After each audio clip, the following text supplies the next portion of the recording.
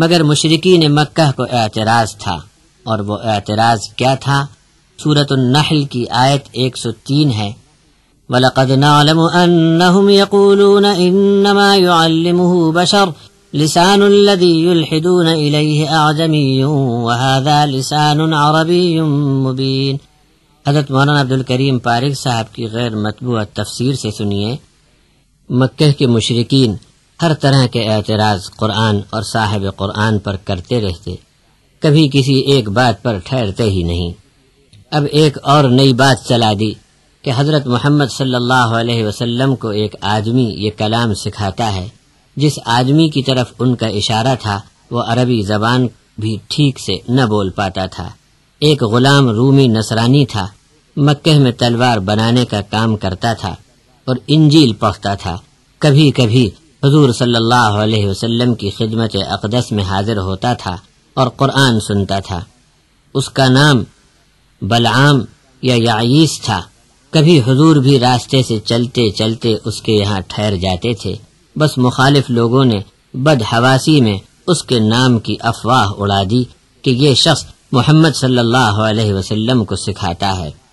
جو شخص اہل زبان نہیں، عربی کی فصاحت بلاغت سے واقف نہیں، اور یہ قرآن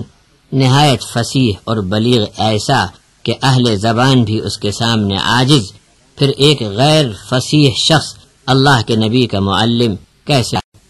اسی طرح مشرکین عرب اعتراضاً یہ بھی کہتے ہیں، سورہ یونس علیہ السلام کی آیت 15 ہے، وَإِذَا تُتْلَى عَلَيْهِمْ آيَاتُنَا بَيِّنَاتٍ قَالَ الَّذِينَ لَا يَرْجُونَ لِقَاءَنَا ائْتِ بِقُرْآنٍ غَيْرِ هَذَا أَوْ بَدِّلْهُ قُلْ مَا يَكُونُ لِي أَنْ أُبَدِّلَهُ مِنْ تِلْقَاءِ نَفْسِي إِنْ أَتَّبِعُ إِلَّا مَا يُوحَى إِلَيَّ إِنِّي أَخَافُ إِنْ عَصَيْتُ رَبِّي عَذَابَ يَوْمٍ عَظِيمٍ۔ جناب مولانا عبدالکریم پارغ صاحب لکھتے ہیں، مخالف لوگ اس قرآن کی اخلاقی تعلیمات اور عام نصیحت کی بات تو پسند کرتے،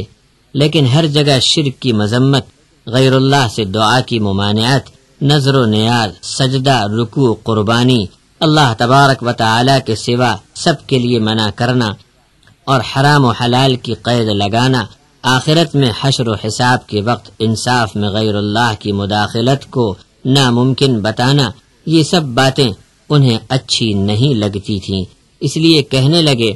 کہ اس قرآن کے سوا کچھ اور لاؤ، یا پھر اس میں اتنی ترمیم کر دو کہ ہم کو بھی بات ماننے میں سہولت رہے اور جھگڑا ختم ہو۔ یہاں حضرت کی غیر مطبوع تفسیر سے مزید یہ بھی سن لیجئے، یعنی اگر میں جھوٹ موٹ بات بنا کر اللہ کے نام سے پیش کرتا ہوں تو مجھ سے بڑا نا انصاف کون؟ اور اگر تم اس قرآن جو اللہ کی کھلی نشانیاں بتا کر سچ اور حق کی سیدھی راہ چلنے کی تم کو آسان ترکیب بتاتا ہے، اسے جھوٹ بتاتے ہو اور مخالفت کرتے ہو تو تم سے بڑا ظالم اور ستمگر دوسرا کون ہوگا؟ انصاف سے کہو کہ میری بات حق اور کھلی دلیل سے مضبوط ہے، اور تم کو اصل بیماری شرک کی لگی ہے جو توحید سے صحت حاصل کرنے کے بجائے تم کو طبیب کے خلاف بھڑکاتی ہے کہ پرہیز کی بات کیوں کہتا ہے۔ اگلی آیت میں اس کی طرف اشارہ ہے کہ غیر اللہ کی عبادت میں لگے ہو جن کو نفع نقصان کا کچھ بھی اختیار نہیں، ان کو سفارش کے لیے پکار کر شرک کی گندگی میں پڑے ہو۔ ظالموں، اب بھی قرآن کے آنے کے بعد راہ پر نہ لگے تو اپنا انجام سوچ لو۔ جن کو اعتراض کرنا تھا وہ ہر حال میں اعتراض کرتے رہتے۔ سورۃ الانعام کی آیت 7، 37 اور 158 کے تحت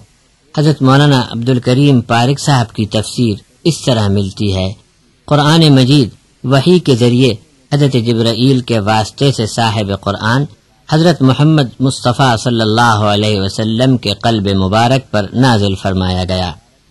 اگر کاغذ کے کسی ورق پر لکھا ہوا بھیجا جاتا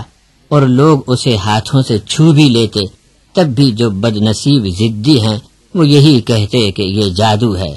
قرآن مجید کے مضامین ہدایت کے لیے کافی ہیں، اور جن کو ہدایت سے کچھ کام نہیں، صرف اعتراض کرنا جانتے ہیں کہ ایسی کتاب لاؤ ویسی کتاب لاؤ، مگر کچھ بھی آئے تب بھی جسے نہیں ماننا ہے وہ پھر کوئی بہانہ بنا کر بات کو ٹال دے گا، جیسے کہ سورہ بنی اسرائیل آیت 90 سے 94 میں آگے بیان آئے گا۔